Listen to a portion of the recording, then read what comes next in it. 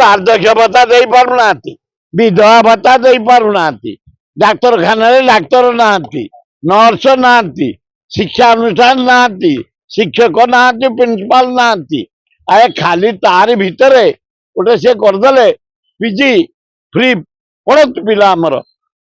ସେଇଟା ପାଇଁ ମୁଁ ତାକୁ ଧନ୍ୟବାଦ ଦେଲି ଯେତେବେଳେ କରିଛି ସେ ସେଇଥିପାଇଁ ଘୋଡେଇବା ପାଇଁ ଇଏ କାମ। ସେଇଥିରେ ଯୋଉ ବଦନାମ ହେଇଯାଇଛି ସରକାର ଇସ୍ତଫା ଦେବା କଥା ସେଥିରୁ ଘୋଡେଇବା ପାଇଁ ପିଜି ପର୍ଯ୍ୟନ୍ତ ମାଗଣା ପାଠ ପଢା କରିଦେଇଛନ୍ତି। ଧନ୍ୟବାଦ।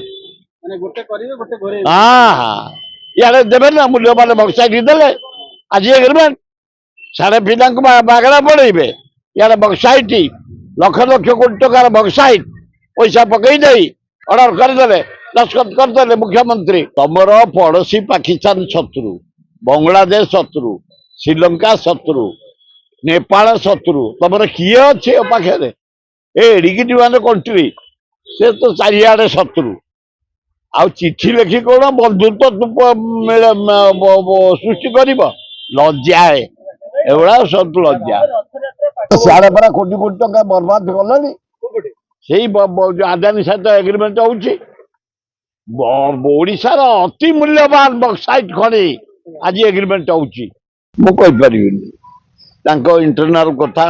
ପ୍ରାଇମ ମିନିଷ୍ଟର ଶାହ ସେ ଯାହା ଚାହିଁବେ ସେଇଆ କରୁଛନ୍ତି। କାହାକୁ କାଢିବେ କାହାକୁ ରଖିବେ ସେ ତାଙ୍କର ଫାଇନାଲ କରୁଛନ୍ତି।